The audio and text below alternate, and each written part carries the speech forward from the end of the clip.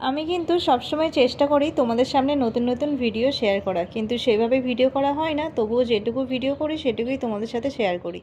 তো প্রতিদিনের মতো আজকে আবারও একটা মিনি ব্লগ নিয়ে চলে এলাম। প্রথমে স্নান টান সেরে তুলসী তলায় পুজো করে নিয়েছিলাম, তারপর চলে এসেছিলাম ওপরে। আজকে যেহেতু শনিবার তাই জন্য একটু ধুনো দিয়ে পুজো দিলাম। তারপর চলে এসেছিলাম নিচে। মেয়ে দেখলাম অনেকক্ষণই ঘুম থেকে উঠে পড়েছে, তো তাই জন্য দেরি না করে ঝটপট বিছানাটাও গুছিয়ে নিলাম। তো দেখো এখানে আমার বিছানা গুছানো প্রায় কমপ্লিট। তো এখানে আমার দেখো বিছানা গোছানো হয়ে গেছে। তারপর একটু চা খেয়ে নিয়েছিলাম। তো সকালে একটু গরম গরম পরোটা করা হয়েছিল, তো চায়ের সাথে একটু পরোটা খেয়ে নিয়েছিলাম। তারপর আর কি মেয়ের আবদারে চলে এলাম রান্নাঘরে।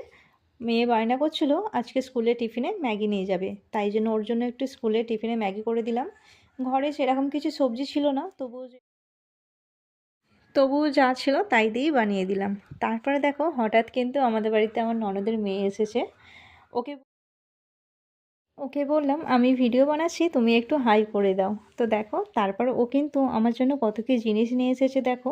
এখানে শাঁখা পলাও নিয়ে এসেছে, আমার জন্য একটা গলার হার, আমার মেয়ের জন্য একটা সুন্দর জামাও নিয়ে এসেছে। আর এখানে ঠাকুরের একটু প্রসাদ।